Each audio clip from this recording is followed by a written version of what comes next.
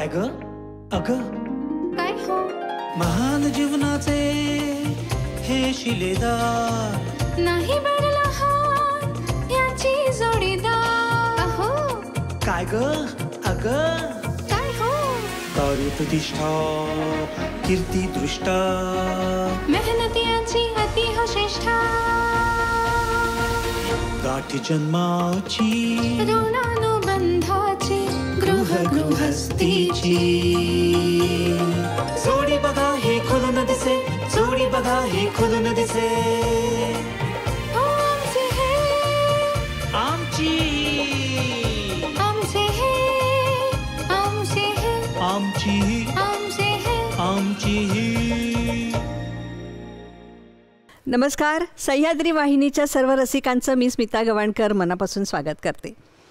प्रेमाची रंगत जेव्हा आठवते ना तेव्हा गुलजार साहेबांच्या या 2 ओळी मला प्रकर्षाने आठवतात. ते म्हणतात, सुबह से लढते लढते शाम हो गई, सुबह से लढते लढते शाम हो गई और टॉपिक ये था कि तुम मुझसे बात ही नहीं करते. खरंच प्रेम व्यक्त करण्यासाठी ना शब्दांची गरज भासतेच असं नाही. ते कधी कधी अव्यक्त होण्यामध्ये किंवा मौनातच अधिक खुलून दिसतं असं म्हणतात. आणि घडणं आणि घडवण्याची प्रक्रिया जेव्हा एकमेकांच्या समोर होते ना तेव्हा प्रेमाचा रंग काही अलौकिकच भासतो. अशा सुंदर प्रेमाच्या गोष्टीला आता 32 वर्ष पूर्ण झाली आहे.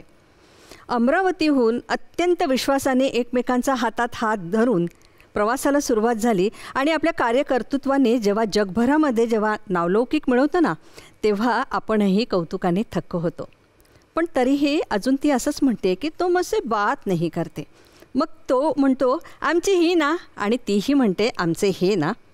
तर अशा या जोडगोडीला आता आपण आमंत्रित करणार आहोत. ही आहे सुप्रसिद्ध निर्माती, दिग्दर्शिका आणि अभिनेत्री ॲडव्होकेट समृद्धी संजय पोरे आणि तिचे हे म्हणजे आमचे हे आहेत संजय पोरे. बोलूया. समृद्धी, संजय सर या.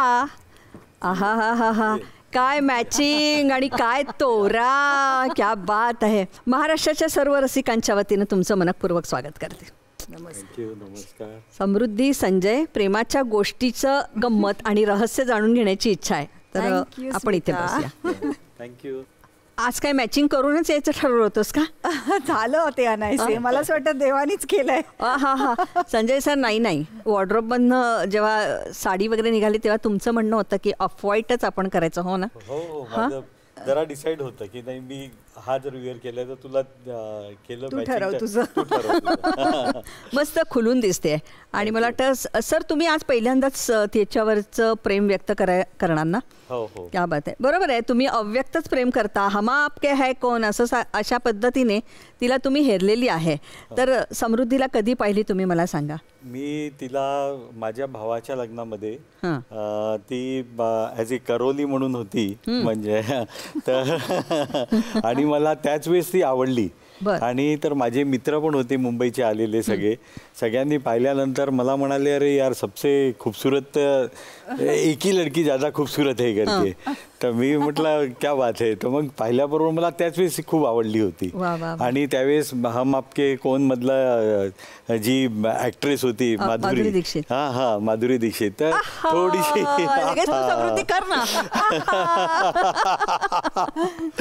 तर थोडीशी मला तिची झलक जी आहे एकदम जाणवली. तितक्यातच तो मूव्ही वगैरे सगळं आलेला होता. आता तिची केसाची स्टाईल वगैरे तशीच होती. तर त्याच्यामुळे मला एकदम आणि सब मेरे को अरे यार संजय बिलकुल माधुरी दीक्षित टाईप ही आहे एकदम म्हणजे अशासारखं. समृद्धीला झेपत नाही हे सगळं. नाही पण ती मला पाहिल्याबरोबरच एकदम आवडली ती. समृद्धी, तुला माहिती आहे असं कोणीतरी आपल्यावर असा बाण मारतोय वगैरे असं तुला माहिती होतं? ते लग्नात सगळं चालू होतं पण तेव्हा मी अगदीच 18-19 वर्षाचीच होते. आणि त्यांनी मग सगळं करवली म्हणून मी त्यांच्या घरी गेले. कारण माझी मोठी मामे बहीण म्हणजे अगदी आम्ही फर्स्ट कझन होतो. आणि सगळे मित्र चिडवी ते सगळं सुरू झालं होतं. पण मला मात्र लग्न ही गोष्ट माझ्या तोपर्यंत बुकात नव्हतीच कुठेच. झेपत नव्हतं लग्न नको. नाही मी मला म्हणजे माझ्या त्या काय म्हणून चॅप्टर्स असतात ते, कारण मी खेळायचे पण आणि शिक्षण व्हायचं होतं. आई बाबा आणि ते लोक जसं ठरवतील, कारण माझे वडील फार असे कर्तबगार आणि ते ठरवणार घरात मला असं असायचं की आई वडिलांनी जे सांगितलं तेच करायचं आहे.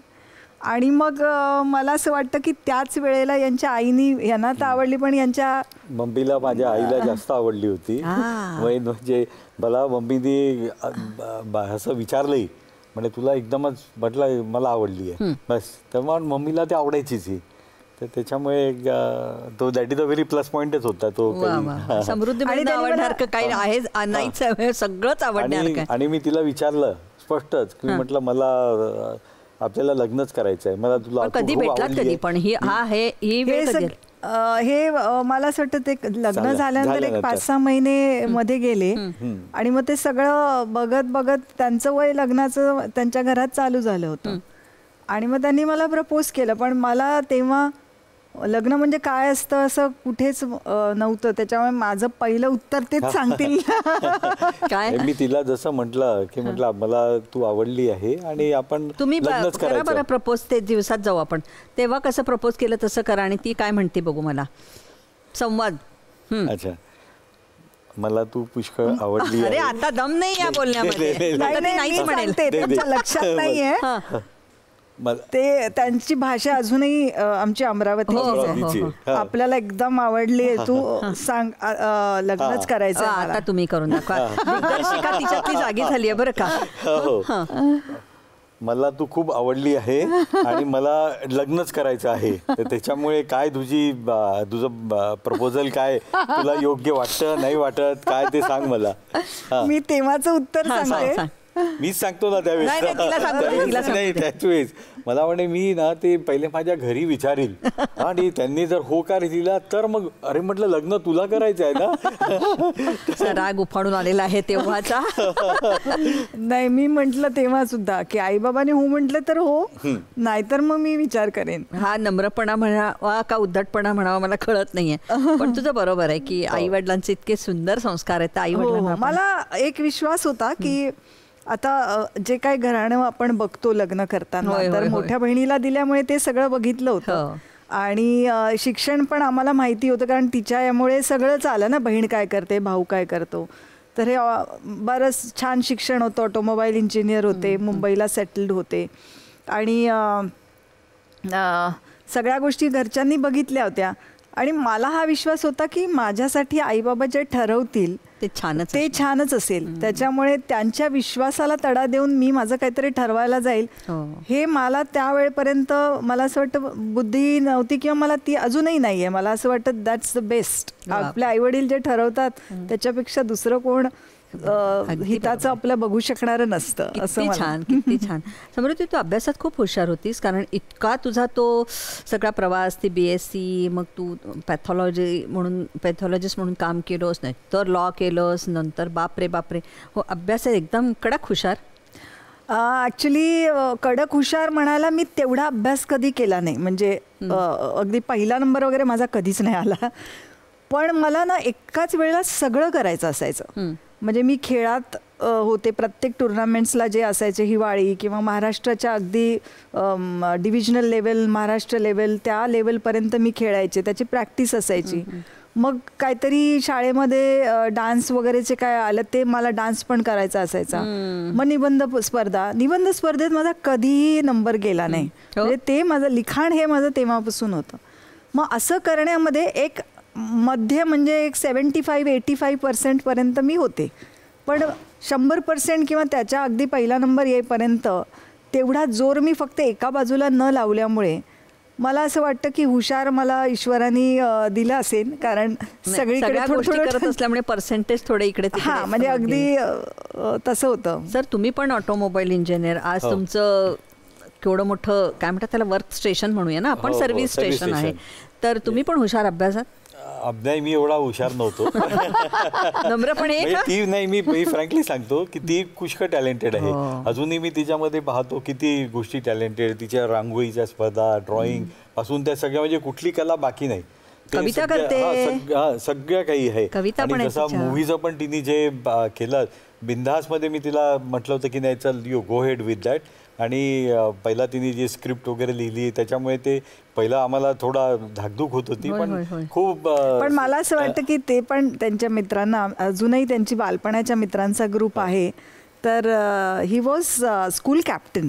तर म्हणजे 5वी ते 10वी स्कूल कॅप्टन होतो प्रत्येक मस्तीखोर वेळेस. असल्यामुळे अभ्यासात नसेल एवढं काय त्यांनी पहिला नंबर वगैरे आणला तेव्हा आणि तितकं असं म्हणजे बापरे 98.96% असं वगैरे नव्हतंच. असं काही नव्हतं. नाही त्यावेळेस कसं होतं स्पोर्ट्स त्याच्यामुळे मी बॅडमिंटन वगैरे नॅशनल वगैरे खेळलोय. अरे वा. बॅडमिंटन मला सर्वांगीण खूप असं आई आवडायचं. वडील पण प्रेशर करायचे नाही कारण सतत आपल्याकडे मामा मावशी आले की मज्जा अशी वाटायची चला आता अभ्यासाला सुट्टी. पण त्यामुळे ना इतकं उत्तम घडलेले आहोत आपण ना की कदाचित. सगळ्यांचा विचार करणे किंवा हे सुंदर दिसणं ताजं टवटवीत असणं हे सगळे संस्कार त्याच्यामुळे आहेत.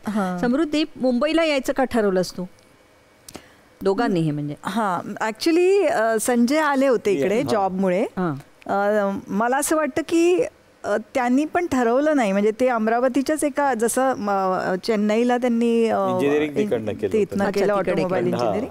आणि ते सगळं शिक्षण झाल्यानंतर अमरावतीला एक छोट्या याच्यामध्ये त्यांनी काम शिकायला सुरुवात केली पण त्यांना ते कळलं की बा मी इतके जास्त दिवस इथे हे सगळं खूपच प्रायमरी लेवलला आहे आणि घरच्यांचा विरोध पत्करून कुणीही नसताना पहिलं ते मुंबईला येऊन जॉब करायला लागले. अरे वा.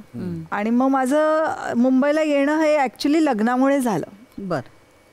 मी म्हणजे जेव्हा म्हणजे लग्न झालं डिसेंबरमध्ये आणि पहिला माझा संक्रांत सण होता म्हणून मी मागे राहिले पाठी राहिले आणि सासू सासऱ्यांसोबत मी मागवून आले. तोपर्यंत मी माझं मुंबईला कसं घर असेल काय असेल कुठे नेणार आहे म्हणजे ट्रेननी आम्ही प्रवास केला आणि ट्रेनमधनं येताना मी त्या खिडकीतनं जसे घरं लागायला लागले तेव्हा बघायला लागले की कसं माझं घर असेल आता काय असेल आता पुढे काय होणार. इथून माझा खरं मुंबईत सुरुवात झाली आणि ती पण म्हणजे स्वतःचं घर नव्हतं आमचं, भाड्याची जागा होती, 1 बेडरूम हॉल किचन. आणि तिथनं ती सुरुवात आम्ही दोघांनी आमची डिग्री आणि दोघांच्या छोट्या छोट्या सामानाच्या त्या बॅग्स. पण समृद्धी अशा मोठ्याच्या मोठ्या घरामधून आपण निघतो ट्रेनमध्ये बसतो आणि एकदम छोटं घर मुंबईतलं. हो. काय एकदम धक्का बसला तुला तेव्हा? धक्का नाही बसला, मी खूप स्वप्नात होते खरं सांगायचं तर. मला त्या सगळ्या गोष्टी मी एन्जॉय केल्या म्हणजे मुंबईमध्ये नवीन मोठं शहर छोटीशी जागा. आम्ही बंगल्यात राहायचो म्हणजे मागचं अंगण समोरचं अंगण सगळं असं आणि बाबांची मोठी पोस्ट होती लहानपणी. नंतर ते गेल्यानंतर सगळं हे झालं पण माझं लहानपण खूप लॅविश गेलं नोकरा चाकरांमध्ये असं सगळं. कधीच मी दुकानात जाऊन बघितलं नाही की केवढ्याला काय मिळतं काहीच मला माहिती नव्हतं. आणि मुंबईला आल्यानंतर आम्ही त्या कपडे वाळत घालायचे त्याला ते चाप लावायचं वगैरे पण माहिती नव्हतं. असं टाकून मोकळवायचं सगळे खाली पडायचे कपडे. मग हळूहळू एक म्हणजे तिथनं सुरुवात की कसं जगायचं असतं मुंबईच्या छोट्या छोट्या घरांमध्ये. आता दैवयोगाने आमचं फार मोठं छान आहे प्रस्थ आहे सगळं पण मला असं वाटतं त्याच्यात पण मी खूपच खुश होते म्हणजे कधीच मला असं नाही वाटलं अरे आपण कुठे आलो. I was in a dream land. बरोबर. म्हणजे सर म्हणजे ही आवडणं मग तिला प्रपोज करणं मग लग्न करणं पण एक लग्न झाल्यानंतर एक सुंदर मुलीला नंतर अशा इतक्या छान घरातनं आलेल्या मुलीला समृद्ध घराण्यामधनं आलेल्या मुलीला आपली अर्धांगिनी म्हणून घरात आणणं आणि तिला खुश ठेवणं याच्यामध्ये तुमची किती घालमेल झाली?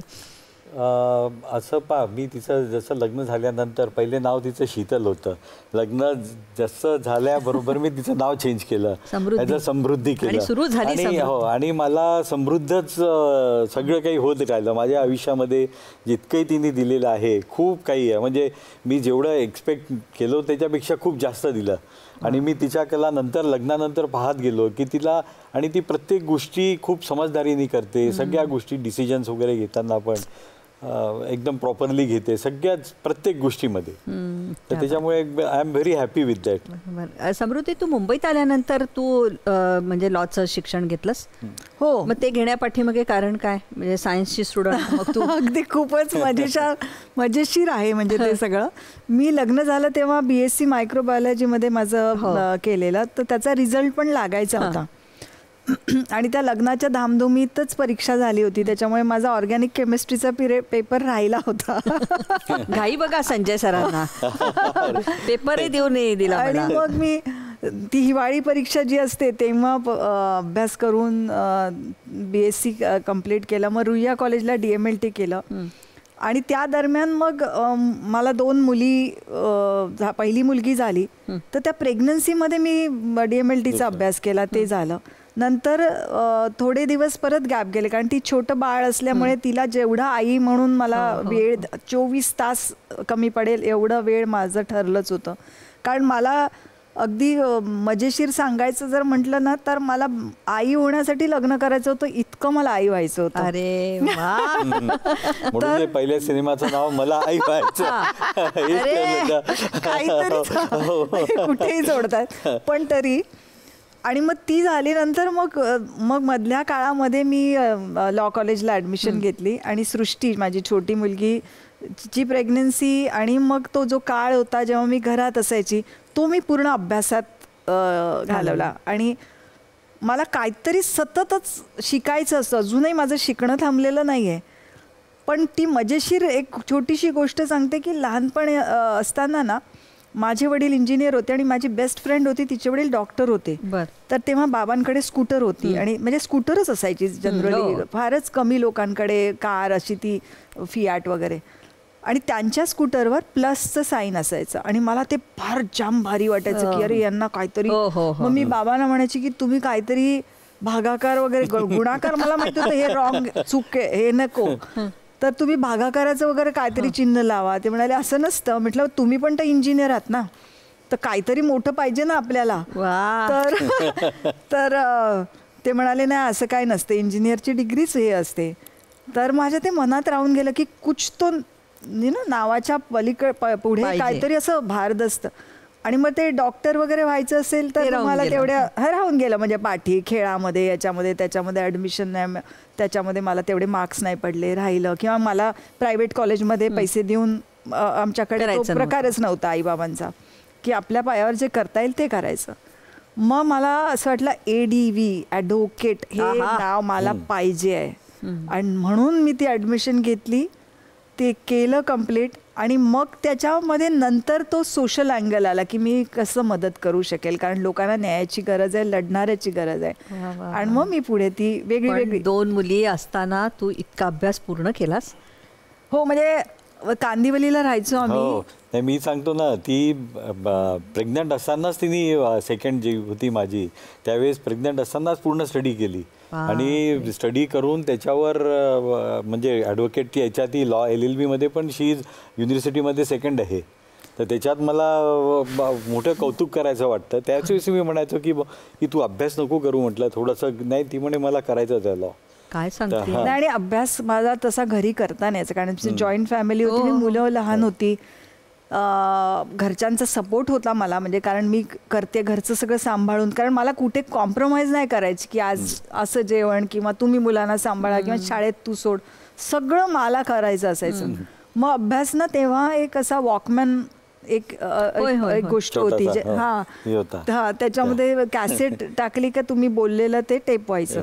आणि मी जेव्हा रात्री सगळे झोपल्यानंतर जोरानी बोलून, तो जे काय माझे 50 पानं 60 पानं असायची ती बोलून, त्याच्यात एका कॅसेटमध्ये A साईड आणि B साईड असं असायचं, त्याच्यात ते टेप करून ठेवायचं. आणि ट्रेनमध्ये जेव्हा मी लॉ कॉलेजला कांदिवलीहून आम्ही म्हणजे VT स्टेशनपर्यंत जायचे, तेव्हा भरपूर वेळ असायचा, साधारण 1.5 तास.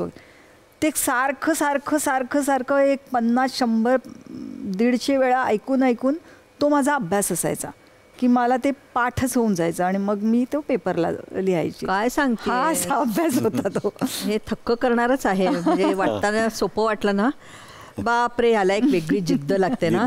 हो, जिद्द मी ठेवली की मला असं वाटतं एखादी गोष्ट माझ्या डोक्यात घुसली की हे करायचं आणि हे होऊ शकतं. हे माझ्या इथे एकदा झालं की हे होऊ शकतं. मग जी माणसं माझ्यासोबत चालत असतील ती चालतील, एखादी गळली तरी मी मात्र चालत राहते. चालायचंय, पूर्ण करायचंच आहे ते. बरोबर. समृद्धी, मला असं कळलं की तू 100 माणसांचा स्वयंपाक एकटीने केला. एकदा केला. बातमी खरी की खोटी? हो, एकदा केला. एकदा आमची अॅनिव्हर्सरी होती, आणि करता करता, आणि संजयचा एक स्वभाव सांगते की काही कार्यक्रम असला ना की आम्ही एक ठरवतो, लिस्ट बनवतो, गेस्ट लिस्ट, आणि त्याच्यामध्ये एक ठरवलेली माणसं असतात. आणि अचानक संध्याकाळी जेव्हा कार्यक्रम सुरू होतो तेव्हा अचानक खूप लोक येताना दिसतात, सरप्राइजेस. ती त्यांनी परस्पर बोलवलेली असतात. त्याच्यामुळे तशा ह्याच्यात ती लिस्ट होती आमची एक 50 लोकांची वगैरे. आणि ऐन वेळेला ज्याला ते जेवणाचं काम दिलं होतं तो नाही म्हणाला. संजय म्हणाला की मी बाहेरून कुठनं तरी जेवण आणतो रेडीमेड आणि करूया. म्हटलं नाही चल, माझ्याकडे त्या 2 माझ्या हेल्पिंग हँड्स होत्या, आपण बघूया. सकाळपासून तर 4, 4:30, 5पर्यंत सगळं होईल. आणि मी ना ते विडाच उचलला की होईल, करते मी, करूनच बघाय, मला चॅलेंज करायचं. आणि ते केलं. म्हणजे चपात्या करायला ती बाई होती, पण बाकी सगळं 100 लोकांचं जेवण माझ्या त्या 2 बायका आणि मी मिळून फोडण्या घालणे आणि सगळं तयार होतं. आणि मी अगदी लग्नाचा शालू नेसून, आपलं किती 5 वर्ष झाली होती, 5 वर्ष झाली होती. आणि आमच्या घराच्या गच्चीवर आम्ही ते फंक्शन ठेवलं होतं. सगळ्यांना ती भरलेल्या वांग्याची भाजी एवढी आवडली. तेव्हा त्यांना कळलं की हिने एकटीने हे सगळं केलंय. बापरे. म्हणजे तू अन्नपूर्णा आहेस, तू सरस्वती आहेस, तू शारदा आहेस. एवढे मोठे काही नाहीये, बस काहीतरी करायचं ठरवलं तर करून मोकळं होते. म्हणजे मला असं वाटतं की ठरवलं तर ते होतं, फक्त जिद्द पाहिजे ते पूर्ण करण्यामध्ये. पण ती ही सुगरण आहे. हो संजय सर, खरं खरं बोला. बिलकुल. म्हणजे मला तर माहीतच आहे ना. आणि मलाही माझ्या आवडीच्या काही जरी मी म्हटलं तर मला माहित आहे की ते एकदम माझं हॉटेलपेक्षा एकदम टेस्टी. नाही, पण एक गोष्ट सांगते, त्यांचं एक वाक्य सांगते की तू खूप छान बनवतेस, मला खूप आवडतं, पण माझ्या आईपेक्षा जरासं 1 पॉईंट कमी बनवते. कारण आई त्यांची खरंच खूपच छान त्या, हो, खूप सुगरण होत्या त्या. त्यांच्याकडनं अर्ध्या गोष्टी मी शिकले. कारण लहान वयात लग्न होऊन इकडे आले तेव्हा त्या खरंच खूप छान बनवायच्या. त्याच्यामुळे साहजिक आहे, म्हणजे लहानपणापासून ज्या चवीचं त्यांनी जेवले आहेत त्याचा मी मॅच करायला गेले. आता नाही, पण छान करते ती आता. म्हणजे कम्पॅरेटिव्हली मी सांगेल ठीक आहे, त्यावेळेस बनायचो मी, पण त्याच्यानंतर हळूहळू तिचं पुष्कळ इम्प्रूव्ह झालं त्याच्यामध्ये. पण किती छान ना. आत्ताच्या मुलींना असं म्हटलं तर भांडण होतील. नाही की आईचंच हे वाईकतोस वगैरे. पण अरे, मला असा मुलगा असावा जो आईचं सांग, असं मी म्हणेन एका क्षणात की जर जो मुलगा असं म्हणतो की माझ्या आईसारखं तू करतेस किंवा आईपेक्षा जर असं कमी करते आणि आईचं एवढं, तर मला असं वाटतं असावा. प्रत्येक आईला असा मुलगा असावा. खरंय. स्त्रीचा सन्मान करणारा कुठलाही पुरुष अर्थात, आणि सगळ्यात जास्त आईचा. खरंय खरंय खरंय. त्याच्या मागे सगळ्या स्त्रिया येतात. बरोबर. BSc, मग पॅथॉलॉजी, आणि मग मग LLB, आणि मग एकदम चित्रपट निर्माती, दिग्दर्शिका. हे पुन्हा काहीतरी थक्क करण्याचं आहे. मला आई व्हायचं आहे याची काय कथा? का म्हणजे तू काय संबंधच नाहीये तुझा आतापर्यंत, ऐकलंच नाही मी चित्रपटाशी काही संबंध. काय झालं नक्की असं? हो, काहीच नव्हतं. मी वकील म्हणून बऱ्यापैकी करायला लागले. पहिले क्रिमिनल साईडलाच एक 10-12 वर्ष केलं. नंतर ओघाओघाने मी कुठल्या कार्यक्रमांमध्ये सांगायचे की कुणाला काहीही गरज असेल तर मी नेहमी तत्पर आहे तुमच्यासाठी, आणि कधीही मला फोन करा, हा माझा फोन नंबर. आणि मला 2-2:30 वाजता कधीतरी एखाद्या बाईला घरातनं काढलं, तिला नाही कळायचं की क्रिमिनल साईड काय असते, सिव्हिल साईड काय असते, पण डोमेस्टिक व्हायलन्स. आणि मग मी त्या इन्सिडेंटमुळे डोमेस्टिक व्हायलन्स किंवा फॅमिली कोर्ट करायला लागले. म्हणजे तो सोशल अँगलच होता की मला ही बाईकडनं किती फीस घ्यायची आहे, किंवा मला काय, हा अँगल नव्हताच की आता ही 2.5 वाजता घरातनं मारून तिला बाहेर काढली आहे, तिला मी सेटल कशी करेल. तिथून तो प्रवास सुरू झाला. आणि मग ओघाओघाने मी चित्रपटासाठी लीगल ॲडवायझर म्हणून 1-2 चित्रपटासाठी काम केलं. म्हणजे श्वासची जी टीम होती त्यांच्यासोबत मी खरं बसले होते. आणि त्याच्यानंतर एक चित्रपट येत होता, त्याच्यासोबत मी लीगल ॲडवायझर म्हणून माझं काम होतं. पण कुठेतरी तो सुप्त एक लेखिका, मी जसं म्हटलं, निबंध स्पर्धा, वक्तृत्व स्पर्धा, कुठलाही विषय द्या, किंवा विरुद्ध एका बाजूनी किंवा बाजूनी नाही, असं जेव्हा वक्तृत्व स्पर्धा असायचं त्याच्यात मी नेहमी अपोजिट साईडनी माझा पॉईंट प्रूव्ह करून, तर तो वकिली लेखिका याचं कॉम्बिनेशन आतमध्ये कुठेतरी होतं. आणि मी लिहायचे पण भरपूर कविता वगैरे माझ्या ते असायचं उशीच्या खाली. आणि मग मला जेव्हा लक्षात आलं की हे जे लोक डिस्कस करतात याच्यापेक्षा काहीतरी वेगळं मी बोलते असं नाही आहे, ते असं करू शकतो आपण, असं का नाही करत. आणि तिथल्या बसलेले ते जे 2 लेखक होते ते खूप मोठी डिग्री घेऊन आले होते, आणि प्रोड्युसर होते ते अमेरिकेचे होते. तर त्यांना ते थोडंसं कळलं की काहीतरी मॅडम वेगळं बोलतायत, जे आपण कधीच विचार केला नाही. या चित्रपटाचा जो विषय चाललाय तो विमेन डिस्क्रिमिनेशनवर माझं खूप मोठं काम होतं, अगदी बाकीच्या देशांच्या वर पण. आणि मी म्हटलं हे ग्लोबल विषय, आपण असं करू शकतो, असं करू शकतो. ते म्हणाले मॅडम तुम्ही लिहू शकाल. त्यांना खूप राग आला की मॅडम तुम्ही ना कायद्याचं शिक्षण वेगळं असतं आणि हे चित्रपट वेगळं लिहिणं आहे, फार हां. वेगळं असतं. पण मग ते म्हणाले तुम्ही लिहून. म्हटलं हो मी प्रयत्न करेन, कारण माझ्या डोक्यातही नव्हतं की मला चित्रपट व्यवसायात यायचं आहे किंवा मला जमेल किंवा काही संबंधच नव्हता. त्यांनी फक्त म्हटलं लिहून आणाल का, तर मी म्हटलं की असं बोलण्यापेक्षा ठीक आहे. आणि मग मी घरी त्या दिवशी अख्खी रात्र, म्हणजे तिथनं निघाल्यावर माझ्या डोक्यात ते चालू होतं काय कसं कसं कसं ते पूर्ण लिहून आणलं. दुसऱ्या दिवशी 10 वाजता ऑफिस उघडल्यानंतर मी तो स्क्रिप्ट सगळ्यांना एका वाचनामध्ये म्हणजे एका याच्यामध्ये न थांबता ती सगळी स्क्रिप्ट वाचून दाखवली. त्या स्क्रिप्टमध्ये ना तो कसा चालत असेल, निळ्या रंगाचं शर्ट घातल्यानंतर समोरनं ती बाई आली, तिचा पदर फुलांवरनं असा, म्हणजे ज्याला म्हणतात डिरेक्टर नोट्स, तर तो चित्रपट अगदी बारकाईने म्हणजे चित्रपट मला दिसत होता, हे त्याच्यावर सगळं म्हणजे दिसत होतं. आणि ते सगळे शांत बसले की अरे आपण असा कधी विचारच केला नाही. आणि ते म्हणाले की ही स्क्रिप्ट फायनल. ती पहिली स्क्रिप्ट माझी त्यांनी अमेरिकेमध्ये त्याचं सबमिशन झालं. तिथनं ते रायटर म्हणूनचं मला कार्ड पण आलं. अरे वा. आणि ते 2 रायटर आणि मी, कारण त्यांचा कॉन्सेप्ट होता ॲक्च्युली. तर तो चित्रपट कधीही झाला नाही खरं सांगायचं तर. पण माझा लेखिका म्हणून की मी हे करू मग शोध लागला. मग मी युनिव्हर्सिटीला ऍडमिशन घेतली फिल्म मेकिंगला. मग कसं हो त्याच्यानंतर म्हणजे कोर्ट झाल्यानंतर तिथून मग घरी असं करून मी तो पूर्ण कोर्स कम्प्लीट केला. आणि मग ही जी मलाही व्हायचं जे तू विचारलंस, तर ती माझी स्वतःचा कोर्टातला खटला आहे. आणि ती पहिलीच फ्रेम इतकी सुंदर होती की एक फॉरेनर बाळ आहे, एक ग्रामीण बाई आणि एक युरोपियन बाई, तिघींचं चौकडान. ती म्हणते माझं बाळ, ही म्हणते माझं बाळ. आणि तो माझा चित्रपटाचा तिथूनच सुरुवात झाली की ही गोष्ट मला लोकांना सांगायची आहे. मग कशी सांगायची, तर मग चित्रपट. आणि अक्षरशः म्हणजे घर बांधताना कसं आपण खोदायला लागतो, मग विटा, मग रेती, मग हे मग ते. अच्छा मग कोणतरी सांगतं अरे असं नाही, याच्यामध्ये लाकूड पण लागतं. अच्छा हो का, मग लाकडवाल्याला विचारा. असं त्या प्रवासात मात्र प्रत्येक वेळेला संजय माझ्यासोबत होते. पण संजय इतकी सुंदर बायको, इतकी बुद्धिमान बायको, छान कोर्टात प्रॅक्टिस करणारी बायको, या चित्रपटाच्या या वेगळ्याच वातावरणात जाऊ नकोस असं सांगावंसं नाही वाटलं का? मला कॉन्फिडन्स होता आणि मला विश्वास होता सगळ्या गोष्टी. कारण मी ती हायकोर्टला पण जे चेंबर नंबर 36 मध्ये बसायची आणि ते क्रिमिनलवाली, तिच्या आर्ग्युमेंट्स वगैरे सगळ्या मी पाहिलेले आहे. आणि मला पूर्ण 100% विश्वास होता हिच्यावर. म्हटलं ही जे करेल ते उत्तमच करेल. आणि आतापर्यंत जेवढेही मी त्यावेळेस पाहिलं होतं की शी इज फुल्ली डेडिकेटेड. जे काम हातात घेतलं ते 100% करणार. त्याच्यामुळे मी तिला म्हटलं तू बिंदास कर. समृद्धी, तुला कधी धमक्या बिमक्या नाही आल्या? तुला घाबरायला नाही झालं? तुला अनेक किस्से आहे, म्हणजे आता या मुलाखतीत मावणार नाही. कारण तरी एखादं सांग मला आत्ताच घाबरायला सांगतो. ज्यांनी 2-2 खून वगैरे केलेले आहे ते पण, ती ज्यावेळेस तिथे आर्ग्युमेंट्स वगैरे करायची तर ते क्रिमिनल लॉयर म्हणून तर ते पूर्ण असे खाली पाहणार, इतके अशी तिथे ते आलेले मी पाहिलेली आहे. म्हणजे त्यांना असं वाटायचं की ते पण मला विचारायचे की अगदी खुनी आणि अशा माणसांना तू टॅकल करते. कारण तेव्हा जेव्हा ते तुमच्याकडे आले असतात वकील म्हणून, त्यावेळेला मी किती जणांना बाजूला बसलेला गाला उतरून खाली बस. कारण तेव्हा तुम्हाला आतून माहिती असते की तू खून केला आहेस आणि माझ्याकडे आला आहेस, तर आता तुझी लायकी ही इथे आहे.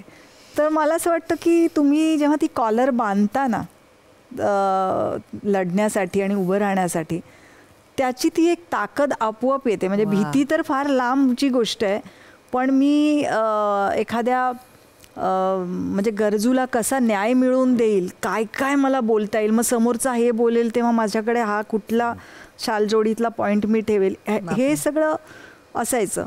पण फॅमिली कोर्टमध्ये करताना चाइल्ड कस्टडीसाठी मी कधी कधी अपोजिट असेल, सपोज माझा क्लायंट समजा बाप असेल, तर मी शक्यतो हे बघितलंय की मी आईकडे चाइल्ड कस्टडी द्यायला त्याला पण म्हणजे फेवर केलं. फेवर करण्यापेक्षा मी त्याला समजवलं की जरी मी तो मागतोय, तो मागायचा की मला पाहिजे. आणि समटाईम काही वेळेला आईला मानसिक डॉक्टरकडे नेल्यानंतर ही मानसिक रोगी आहे म्हणून ते सर्टिफिकेट आणायचं तिला, आणि त्या बेसिसवर डिवोर्सेस मिळतात.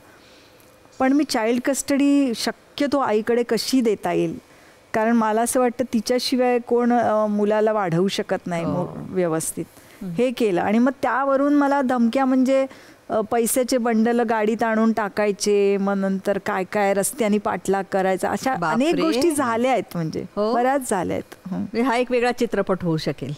हो, कोर्टातली प्रत्येक दिवसाची स्टोरी एक चित्रपटाची असते, खरं सांगेल. बापरे, हा चित्रपट सुरू झाला, प्रक्रिया सुरू झाली, तुला हे सगळं कसं गेलं? म्हणजे फिल्म मेकिंगचा कोर्स करणं वेगळं, एखादी कथा लिहिणं वेगळं, आणि ॲक्च्युली तिथे आता काम करणं ही प्रोसेसच खूप वेगळी आहे. पैशाची गणितं असतात, बजेट असतं आणि कास्टिंग असतं. म्हणजे उर्मिला कानिटकर सारख्या तेव्हाही प्रतिथयश मुलीने तुझ्या चित्रपटात का करावं हाही प्रश्न होता. आणि काहीतरी होतं एवढं माहिती होतं, आणि एकदम जो धमाका झाला ना, मला आई व्हायचं आहे तर, आणि त्याच्यानंतर सगळेच भराभर तुला पुरस्कार वगैरे मिळाले. हे नॅशनल अवॉर्ड म्हणजे त्यातलं सगळ्यात मोठं.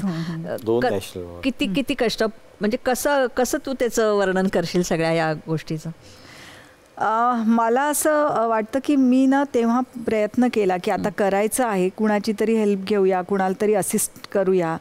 मी परत प्रयत्न केला, पण आणि मी तेव्हा तोपर्यंत बऱ्यापैकी माझी प्रॅक्टिस झाल्यामुळे एक नावारूपाला थोडं आलं होतं. वकालतनामा मी भरला की फॅमिली कोर्टात तर बदलायचा, कारण मी म्हणजे जिंकवायचेच माझ्या ह्याला अशा. आणि थोडं वय पण, 2 मुलांची आई वगैरे, तर तिला असिस्ट म्हणून हे कर, ते बस, ते उठ, असं तर त्यांना वाटायचं त्यापेक्षा नकोच. तर मला कामच नाही मिळालं, खरं सांग, कुठेच काहीच काम नाही मिळालं की शिकून बघावं. कुठल्या सिरियल आणि याच्यामध्ये चित्रपटांमध्ये अगदी थोडं थोडं काम मी करण्याचं कारण मला ते पाहायचं होतं की काय प्रोसेस असते, कॅमेरामन कसं असतो, काय असतं, हे सगळं. पण ते दुरून बघणं तितकंच होतं. बरोबर.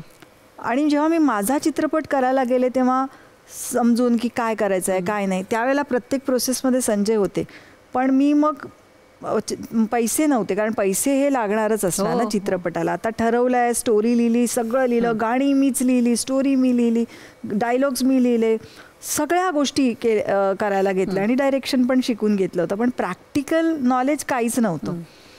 मग हे सगळं करताना शूटिंगच्या म्हणजे जुळवाजुळव करून आपलं गाठोड्यात सगळं बांधून आम्ही मेळघाटात गेलो, कारण माझी स्टोरी तिकडे आणि मला ते तिथेच करायची होती. आणि अनेक त्याच्यानुसार, कारण अगदी व्हॅन्स तिथे जात नव्हत्या, कारण मेळघाटाचा ते फार दळण म्हणजे चांगला रस्ता नाही आहे तो की जिथे तुमच्या व्हॅनिटी व्हॅन्स वगैरे जातील. आणि काही लोक थोडे मिसगाईड करणारे होते की ये दे करना पडता है, वो नहीं किया तो वो हो जाएगा वगैरे. ती सगळी लर्निंग प्रोसेस होती. आणि शूटिंगच्या वेळेला ना मला टेक्निकल काही गोष्टी कळायच्या नाही, म्हणजे की अगदी लेन्स पण मी माझ्या हातात धरून पहिल्यांदा बघितला होता. नंतर ती क्लॅप पण माझी जी पहिली मारली गेली ती मी माझी ती बनवून आणली, तेव्हा मी नीट बघितली हातात धरून, तोपर्यंत तेही बघितलं नव्हतं. तर काय व्हायचं की ही जी कॅमेरामन आणि असिस्टंट वगैरे ज्यांना मी जमा केलं होतं त्यांची माझी ओळखी ती त्याच्यामुळेच होती, काही ओळख नव्हती इकडे. तर मग मी थोडंसं त्यांना विचारायला जायचं की हे कसं करायचं. माझ्या डोक्यात चित्रपट होता, टेक्निकली थोडी मी कमी होते, तर माझी पाठ वळल्यावर ते हसायचे मला की अरे कुछ नहीं आ रहा है, वो कर रहे हैं. संजय असायचे तिथे, त्यांना लक्ष असायचं, तर ते मला म्हणायचे की बघ त्यांना तुला कामातून दाखवून द्यायचं आहे काय करते. म्हटलं मी दाखवणार ते. आणि चित्रपट जेव्हा झाला मग एवढा मी अगदी बारकाईने, कारण एकतर मी आई होते, मला त्या स्त्रीचं सगळं कळत होतं, त्यात मी डिरेक्टर, एक स्त्री आणि आई डिरेक्टर, ती फिल्म वेगळ्याच याने झाली. आणि ती जेव्हा झाली आणि एकदम वर्षावच झाला, म्हणजे अगदी नॅशनल अवॉर्ड पासून तर इंटरनॅशनल केवढे अवॉर्ड. आणि मग ती हसणारी मुलं होती ना, ती रांगेत अक्षरशः मला सर्टिफिकेट मागायला होती की मॅडम प्लीज आम्हाला लिहून द्या ना की आम्ही तुमचं असिस्टंट होतो. तर ही एक 365 डिग्रीची कहाणी असते. आणि मेहनत करून आम्ही जो पैसा, मीच म्हणजे शक्यतो, कारण मला स्वतःला काही घेतलं नाही तेवढ्या ह्याच्यात. मला जेव्हा कळलं पैसा जमवायचा तेव्हा 1-2दा संजयने म्हटलं की हे खूप आपल्यासाठी, कारण आमचं तेव्हा स्वतःचं घर पण नव्हतं, मला स्वतःचं घर पण नव्हतं. त्यावेळेला ते म्हणाले की तू ठरवलंयस ना की चित्रपट, कारण आपल्याला याच्यातलं काय म्हणजे तुलाच सगळं बघायचं. तर मी जेव्हा हो म्हणाले त्यावेळेला मात्र तो म्हणाला की गो हेड, मी टेक्निकली मला काही कळत नाही, पण एक आपला माणूस म्हणून पाठीमागे जर बघशील तर मी आहे. तर तो विश्वास एक होता. म्हणजे संजय नावाने खरंच संजय, धृतराष्ट्राने जसे त्या संजयचे डोळे वापरले ना, तसे या समृद्धीचे खऱ्या अर्थाने जग दाखवणारा हा आमचा संजय. डोळ्यातून त्याच्या डोळ्यातून तो पिक्चर खरं म्हणजे मला असं वाटतं की मलाही असं 100% म्हटलं ना तसं कॉन्फिडन्स होताच ना की चांगलंच करेल जे करेल ते. त्याच्यात मला आता तो पिक्चर बनवायसाठी कितीतरी पैसे लागतात, त्याला ते असं नको की बाबा आपल्याला काही लॉस होईल काही, म्हटलं तू गो हेड. संजय जेव्हा राष्ट्रीय पुरस्कार तिला जाहीर झाला तेव्हा तिच्यापेक्षा तुमच्या काय भावना होत्या? अरे तुम्हाला कसं कळलं? अरे मी तर म्हणजे आता काय सांगू त्याच्यावर, म्हणजे जे हॅपी मोमेंट्स मधले ज्या म्हणजे नॅशनल अवॉर्ड मिळताना तर म्हणजे तिने केलं तेवढं छान काम होतंच की. तुम्हाला कसं कळलं, कधी कळलं, कुणाकडून कळलं नॅशनल अवॉर्डचं? ते त्यांच्या न्यूज मधून. नाही खूप मजेशीर किस्सा आहे. नाही आता कळलं. आम्ही नागपूरला होतो आणि नागपूरला ते मलाही व्हायचंच आम्हाला सिनेमामध्ये आम्ही तो प्रीमियर वगैरे करत होतो त्याचा. तर तितक्यात सीएमचा फोन आला, पृथ्वीराज चव्हाण होते ते. आणि विदर्भात मी पहिली होते की जिला नॅशनल अवॉर्ड मिळाला वगैरे. ते म्हणाले की अरे आम्हाला खूप आनंद झाला, या तुम्ही, आपण आता मोठा सत्कार सोहळा करणार आहोत वगैरे, काय करताय तुम्ही आता? म्हटलं सर आता येऊ शकणार नाही कारण प्रीमियर आहे आणि आम्ही ना इथे पोस्टर चिटकवतोय. कारण ते पोस्टर आमच्या गायीने खाल्ले. कारण ते सगळं इनोसेंटली माझ्या चेहऱ्यात इतके जोरात असले, काय गायीने खाल्ले म्हणून तुम्ही? म्हणूनच माझे असे फिल्म मेकर्स नॅशनल अवॉर्ड आणतात, कारण ह्या लेवल पासून काम करतात. खरं ते म्हणतात ना की असा पुरस्कार की आभाळ ठेंगणं होतं.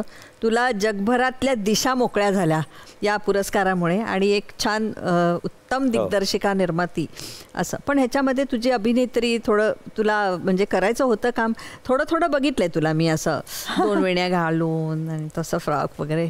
तुला नाही आवडलं का? म्हणजे करायचं नव्हतं तुला काम? नाही, मला आवडायचं, म्हणजे करायचं होतं. कारण कसं होतं ना, मी जसं म्हटलं तसं शाळेपासून की मला प्रत्येकच गोष्ट करून बघायला आवडायची. मला असं वाटतं की लाईफ कसं असलं पाहिजे ना, एकदम सेलिब्रेशनसारखं, प्रत्येक क्षण सगळ्या गोष्टी कराव्या. म्हणजे मला अशी मुलाखत घ्यायला सुद्धा आवडेल. आता तुला वाटेल अरे यार समृद्धी थांबून जा, हे नको कुर्सी नाही दूंगी. पण त्याच वेळेस मला राहुल जाधव म्हणून आमचा DOP होता, तो मला म्हणे सर आप उर्मिला उनको लेने के बजाय आप मैडम को क्यों नहीं एक्ट्रेस करके लिए? नाही म्हणाले ते, पण मी त्याचा पण एक किस्सा सांगते की मला ती विदर्भातली भाषा उत्तम येते. आणि उर्मिला त्यावेळेला सिरियल करत होती, तेव्हा मला चॅनल किंवा बाकी सगळ्या लोकांनी सांगितलं की जेव्हा तुम्हाला याचा बिझनेस करायचा असेल तेव्हा तुम्हाला अशी नावाजलेली थिएटरची नाही, म्हणजे बाहेरची हिरोईन घ्यायला पाहिजे. पण मी उर्मिलाला लेन्समधनं बघितल्यावर मी म्हटलं लिहिलेली यशोदा मला जी दिसते तीच आहे, ती ही अशी दिसते. आणि मग म्हटलं चला तुम्ही एवढा आग्रह करतायत ना, तेव्हा आपले एक असिस्टंट डिरेक्टर होते, ते आता नाही राहिले, ते म्हणाले की मॅडम एवढं छान बोलता ना, तर मला तर दिसतं की तुम्ही करू शकाल. तर मी म्हटलं चला ठीक आहे, माझं ऑडिशन घ्या. आणि मग त्यांनी ऑडिशन घेतल्यानंतर मी लेन्समधून जेव्हा मला स्वतःला पाहिलं ते मी रिजेक्ट केलं. म्हटलं ही नाही दिसत यशोदा अशी. एवढी मी ऑनेस्ट होते माझ्या त्या कहाणीबद्दल. आणि उर्मिलाला मी ते घेतलं आणि मग ती सगळी हिस्ट्रीच झाली पुढे. किती छान ना, म्हणजे स्वतःला ओळखणं आणि आपली भूमिका योग्य आहे हे कळणं. किती छान. शी इज मल्टी टॅलेंटेड असं म्हणून एक, तिच्यात तिने नुसतं रायटर डायरेक्टर नाहीये, 8 जणांचे कामं सांभाळली आहेत तिने. त्याच्यात स्वतः गाणे पण लिहिलेली आहे त्याच्यात. आणि थोडंसं लिहिलं म्हणजे एक मला आवड होती, करता येत होतं. आणि खरं बजेट प्रॉब्लेम पण होता सगळ्या गोष्टीचा. त्याच्यामुळे मला असं वाटलं कशाला आपण आणखीन कुणाला तरी विचारायला जा. बाकीचं जे मला अजिबात येत नव्हतं तेवढीच मी मदत घेतली. नाही तर आपण करतो ना सगळंच घरी करून बघतो, तसं त्या चित्रपटात सगळंच घरी करून बघायचं. तर त्याच्यात ते इतकं सुंदर झालं की ती त्याच्यातली जी एक अंगाई गीत आहे ते खूपच फेमस झालं, जी मी लिहिलेली, कुणाल गांजावाल्यांनी ती गायली आहे. तर त्यावेळेला मला गाण्याचं मीटर पण, असं गाण्याला पण मीटर असतं वगैरे असं सगळं माहिती नव्हतं. आणि अशोक पत्कीजींनी ते संगीतबद्ध केलं होतं, म्युझिक. पण ते म्हणाले की तुम्ही काय गाणी लिहिली आहेत का याच्या आधी? मी म्हटलं नाही. म्हणजे एकदम परफेक्ट वर्ड टू वर्ड, म्हणजे मला काय करायलाच लागलं नाही. अशोक पत्नीने म्हणावं म्हणजे बापरे. म्हणजे मणी त्यांचं बॅकग्राऊंड म्युझिक होतं, ज्यांनी सदमा, म्हणजे खूप छान छान लोक मला भेटत गेली. पण म्हणजे मला असा एकही अशी कडू आठवण नाहीये. खरंच खूप चांगली माणसं. म्हणजे एकदा आपण ठरवलं की याच्यामध्ये यायचं आहे, कठीण खूप गेलं. म्हणजे लोकांना आता अवॉर्ड्स आणि हे आणि ते सगळं दिसतं, पण प्रत्येक क्षणाक्षणाला ती परीक्षा असते ना, म्हणतो सुलाखून निघणे म्हणजे खूप. आता हा संकट आला, आता काय करायचं, चला कसं निभवायचं ते, चला याला पार करूया, त्याला थांबायचं नाही, गिवअप करायचं नाही.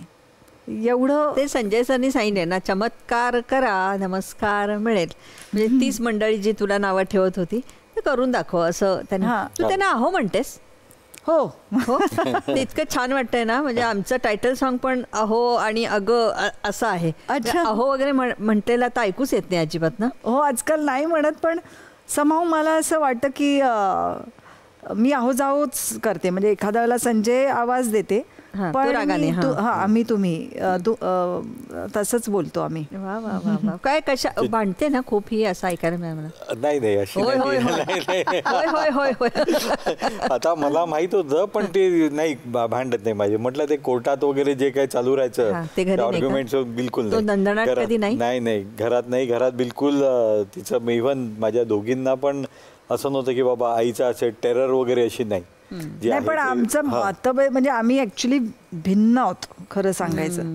कारण म्हणजे मी कलाक्षेत्रात आहे आणि हे गाडी म्हणजे मेकॅनिकल गोष्ट आहे. कुठेही गेलं की कुणीतरी गाडीबद्दल विषय निघाला की मी अशी वळते की अरे परत तोच विषय. त्यांना माझ्याविषयी त्या सब्जेक्टचं खरं सांगायचं तर म्हणजे नाही कळत. म्हणजे मी एखादी कविता लिहिली तर बघा मी आता ही लिहिली नवीन, कशी वाटते बघू, आणि मी पहिली ओळ ती पूर्ण व्हायच्या आज वा वा मस्त मस्त आणि ती म्हटलं ऐकून तर घे आधी. तर ते क्षेत्रच माहिती नाही. म्हणजे माझ्या या क्षेत्रात मला माहिती आहे की मी त्यांना पाठीमागे जाऊन हे विचारू शकत नाही, की तरी मी विचारते.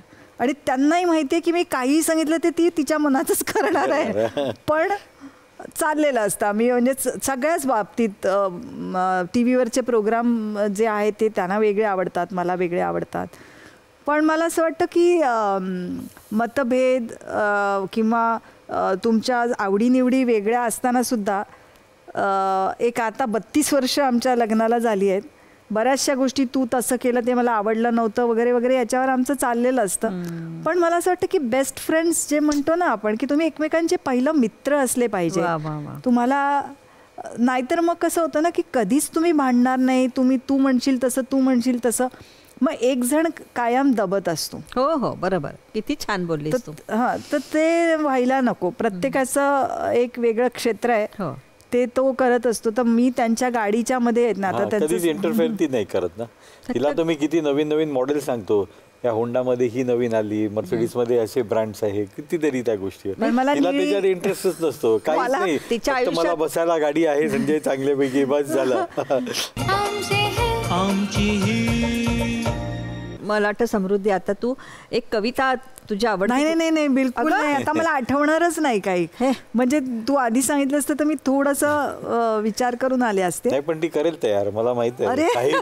एका झटक्यात बिलकुल म्हणजे मी काही तुला परत आग्रह करायची नाही, तर तुला करावीच लागेल. कविता नाही, पण मला आत्ता आज सकाळी एक विचार केला, ते मी फक्त जस्ट माझ्या डोक्यात आली ती गोष्ट, की काय असतं आयुष्याच्या आपण या अगदी, कारण माझी आता 50ची क्रॉस झाल्यानंतरचं आयुष्य जे चाललं आहे, तर आपण एक असं बघतोय आयुष्याकडे, तर काय आहे, कसं आहे, तर ते माझ्या डोक्यात आलं. तर तेवढं मी बोलते. हा आपल्या मुलाखतीशी तितका संबंध जरी नसेल तरी थॉट प्रोसेस म्हणजे पहिल्यांदाच इकडे, की सगळेच बोलतात ना आयुष्य एक प्रवास आहे. आपलं आयुष्य एक प्रवास आहे. जसं आपण एखाद्या ट्रेनमध्ये बसून चाललो आहे, आपल्याला माहिती आहे की आपल्याला एका डेस्टिनेशनकडे ती ट्रेन जाते आहे, आपण तर तिकीट काढलं आहे की तिकडे जायचं आहे. ते जाताना आपण एक जण त्याच्यातला जातो की बघ मला इकडे थंड चांगला फॅन येतो आहे, इकडे हवा चांगली येते आहे, इथे चांगलं कम्फर्टेबल बसायला आहे, तर मी चांगली जागा शोधतो, तू ये. म्हणजे कोणीतरी नोकरी करायला जातो, स्त्री एका बाजूला राहते, मग नंतर तो परत येतो, परत जातो. हे करत असताना खूपशे कपल्स किंवा आपणच ती आणखीन चांगली जागा, आणखीन चांगली हवा, आणखीन हे सगळं तू जाऊन बघ, मग मी जाऊन बघते, असं करत करत जे दोघं जण प्रवास करत खिडकीच्या बाहेर जे काय सुंदर देखावे जात आहेत तेच आयुष्य आहे. आणि ते तुम्ही एकत्र जे सुख दुःख वारं झाडं वाळवंट जे काय दिसतंय ते मागे टाकत टाकत टाकत त्या 4 डोळ्यांनी बघणं आणि त्याचा उपभोग घ्यायचा. आणखीन मोठी गाडी, आणखीन मोठं घर, आणखीन कम्फर्टेबल जागा, नका पडू याच्यामध्ये. बघा खिडकीच्या बाहेर आणि तो जो प्रवास चाललाय तो संपतोय, पाठी चाललाय, परत ते झाड दिसणार नाही. बरोबर.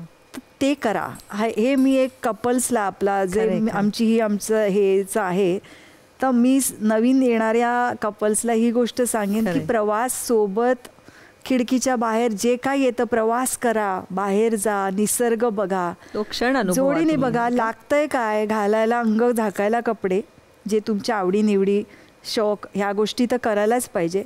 आणि माणसाला लागतं तेवढंच तो खातो. आणखीन संचय. प्रवास संपत चाललाय तुमचा, देखावे बघा. वा वा वा, असं मला त्या कवितापेक्षा हे काय. अरे मस्त. तू तर आमच्या कार्यक्रमाचा बेसच सांगितलास संजय सर. पण आपल्याला आता व्यक्त करावं लागेल, नाही तर सगळे म्हणतील की नाही जावई बापूंमध्ये काही प्रतिभाच नाही, नुसतेच ऑइल आणि असं ते लागलंय सगळं हातात. एखादं गाणं म्हणा तिच्यासाठी आता. काय शीतलची समृद्धी केली तुम्ही. हो, समृद्धी आणि माझ्या आयुष्यात समृद्ध झालं सगळं. दॅट इज कितीतरी गोष्टी माझ्या मुली एवढ्या छान सगळ्या शिकवल्या. सगळं गाणं मी कधी म्हटलंच नाहीये. पण मी कधी म्हटलीच नाही ना गाणे. अरे पण आता म्हणा ना. असा जगातला एकही माणूस नाही की तो गाणं म्हणत नाही. तुमसे प्यार इतना कि हम नहीं जानते म्हणा ना सर. मगर जी नहीं सकते तुम्हारे बिना. बघा तुला लाजण्यासारखी परिस्थिती निर्माण झाली. म्हणजे मी पण पहिल्यांदा, कारण गाणं हे मी ऐकलंच नाही, म्हणजे म्हणत नाही. प्रेमाच्या गोष्टी सुरू झाल्या ना की आज सर तुमचं पण इतकं मोठं वर्क स्टेशन म्हणूया आपण त्याला, असं म्हणतात, सर्व्हिस स्टेशन. हा, म्हणजे तुमचं पण स्वप्न पूर्ण झालं ना की नोकरी न करता एक मोठा. तुमचे आई वडील आणि हिचे आई म्हणजे ह्यांनी पाहिलं हे सगळं आता, म्हणजे समृद्धीचा हा इतका सुंदर प्रवास तुमचं. माझ्या बाबांनी नाही पाहिलं एवढं, पण माझ्या आईनी पाहिलं आहे. आणि हिच्याही बाबांनी नाही पाहिलं, हिच्या आईनी सगळं पाहिलेलं आहे. म्हणजे आई माझी आई आहे, माझी आई नाही आहे पण सगळं मम्मीने आईनी पाहिलं आहे की मूव्ही, पहिला मूव्ही, सेकंड मूव्ही वगैरे ते सगळं पाहिल्यानंतर माझाही बिझनेस सगळ्या काही गोष्टी.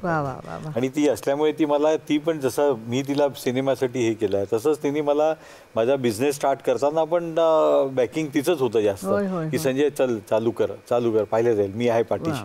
कारण ते आधी नोकरी करत होते आणि मग एक नोकरी, दुसरी नोकरी, मग त्यांना कळलं की ही सगळी मेहनत मी दुसऱ्यांसाठी करण्यापेक्षा आपण माझं उभं करूया का.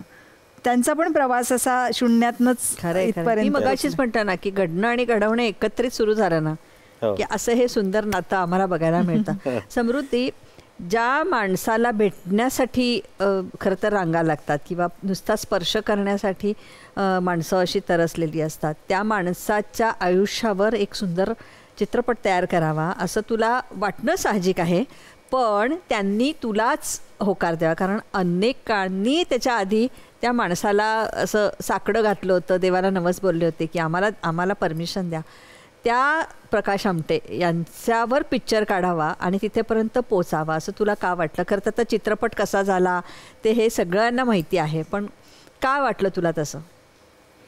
स्मिता, आता ना मी पहिले या प्रश्नांचं वेगळं उत्तर द्यायचे की कसं मी गेले, मी ते 11 पुस्तकं वाचले, मी जगले आणि मला असं वाटलं की मी कसा यांना मदत करू शकेन. 1-2 जणांशी बोलून 1 लाख, 1.5 लाख, 5 लाख अशी मदत होऊन हे पूर्ण नाही होणार आहे. ही गोष्ट जगापर्यंत पोचवायची, म्हणजे जगाकडनं त्यांना मदत मिळेल, हे सगळं उत्तर मी देत होते. हाच थॉट पण होता माझा. पण आता मी उत्तर हे देईन की खरोखर तू जसं बोलले ना, म्हणजे माझं त्यांच्याशी बहीण भावा, कारण भाऊ हे मीच बोलायला त्यांना सुरुवात केली, आता सगळे जग भाऊ म्हणायला लागले. तर मला असं वाटतं की त्यांचं काम तर एक 40-45 वर्ष निस्वार्थी सेवा. तो माणूस देवात प्रकाश आमटे आहेत की प्रकाश म्हणजे देवात ते आहेत हे अजून मला पण नाही कळलं. तो ऑराच वेगळा आहे. पण मला ना ईश्वराने निवडलं असावं की मी माझ्या हातून ते काम घडावं. मी खरं काहीही केलेलं नाही आहे. आज जेवढं त्या चित्रपटाला यश मिळालं, अजूनही मिळतंच आहे, लोकांपर्यंत पोचत आहे, लोक त्यांच्या पायापर्यंत पोचत आहेत.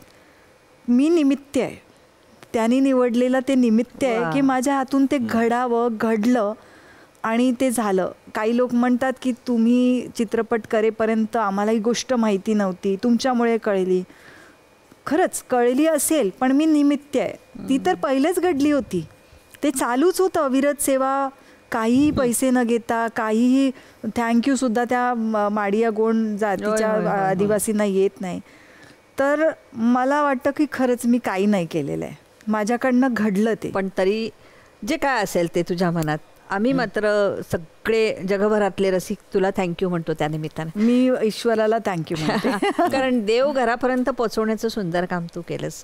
संजय सर, तुमची काय प्रतिक्रिया होती? आणि तुम्ही तर तिकडे जाऊन राहिलात वगैरे तिच्या बरोबरीने ना? हो, नाही तिची जिद्द होती ना, आणि तिने त्याच्यावर खूप स्टडी केली होती त्या मूवीवर. आणि तिथे जाऊन सगळं म्हणजे इतकी स्टडी केली होती की ती एवढ्या त्या नक्षलवाद्यांच्या लोकांमध्ये जाऊन तिथे एवढा प्रवास करा, त्यांना पण पहिले त्यांना ते नक्षलवादी एरिया क्रॉस करूनच प्रकाशजींच्या तिथे जावं लागायचं. आणि त्याच्यावर पूर्ण तिने जवळपास ऑलमोस्ट 1 वर्ष पूर्ण स्टडी केली. आणि त्याच्यानंतर मग काय पुढचं केलं आम्ही सगळं. नातं इतकं घट्ट, विश्वासाचं, एकमेकांचा सन्मान करणारं असेल ना, तर मला वाटतं जगामध्ये कुठलीही स्त्री काहीही करेल आणि कुठला पुरुष काहीही करू शकतो. याचं उत्तम उदाहरण म्हणजे आज संजय पोरे आणि समृद्धी पोरे आहेत. नाविन्यपूर्ण अजून चित्रपट तुझ्याकडून व्हावेत, त्याची निर्मिती तुझ्याकडून व्हावी. कारण तुझ्या एकूणच संपूर्ण व्यक्तिमत्वामध्ये मला सगळ्या नवरात्रीतल्या ज्या नवदुर्गा आहेत ना, त्या मला दिसत आहेत. हे करते ते. हो, अगदीच. मी सरस्वती पाहिली, लक्ष्मी पाहिली, अन्नपूर्णा पाहिली, न्यायदेवता पाहिली, धन्वंतरी पाहिली, सगळंच पाहिलं. तुझ्या सुंदर मुलींना घडवणारी तू एक सुंदर आई पण मी तुझ्यामध्ये पाहिली. आणि त्याला आमच्या संजय सरांची अशी ब्रह्मा, विष्णू, महेश, राम, कृष्ण, विठ्ठल अशी रूपं असलेला तुझा नवरा. पण स्मिता, मी एक सांगेन की हे जे तू आता सगळं बोललीस ना, मला असं वाटतं हे सगळ्या स्त्रियांमध्ये असतं. आणि स्त्री ही रिस्पेक्ट करायलाच पाहिजे. आणि ह्या नात्यांमध्ये ना कुठलाही माणूस परफेक्ट नसतो. मी पण खूप इम्परफेक्ट आहे आणि बऱ्याचशा गोष्टी ते पण इम्परफेक्ट आहे. सगळ्या गोष्टी परफेक्शनमध्ये नाही येऊ शकत. पण मला काय वाटतं की एक ट्रस्ट आणि रिस्पेक्ट तुम्ही जर ठेवला की हे मला नाही आवडत आहे, किंवा तर त्या गोष्टीचं की हे जरी बरोबर आहे पण हिला नाही आवडत आहे, तर मी रिस्पेक्ट ठेवतो. असं करत करत ते नातं छान होतं. आणि मला असं वाटतं की प्रत्येक स्त्रीला पुरुषांनी जी तिचा सहचारी असतो त्या पद्धतीने तिला जर रिस्पेक्ट केला ना, तर हे जे तू रूपं म्हणते ती रूपं ऑलरेडी भगवंताने तिच्यामध्ये दिलेली आहेत. तर ते असणारच. प्रत्येक स्त्री ही पूजनीय आहे. वा वा वा. संजय सर, तुम्हाला मनपूर्वक पहिलं थँक्यू. कारण शीतलची समृद्धी बनवण्यात तुमचा खूप हात आहे. समृद्धी, खूप आलीस, खूप मजा आली आहे. काही गोष्टी ऐकून सांगावर काटा आला. खूप आनंद झाला. तुला मनपूर्वक शुभेच्छा नवीन काहीतरी बनवण्यासाठी. आणि एकमेकांचं प्रेम असंच अबाधित राहो आणि आणखीन फुलत राहो, यासाठी तुला मनपूर्वक शुभेच्छा. थँक्यू. खूप छान प्रश्न विचारलेस, मज्जा आली. थँक्यू.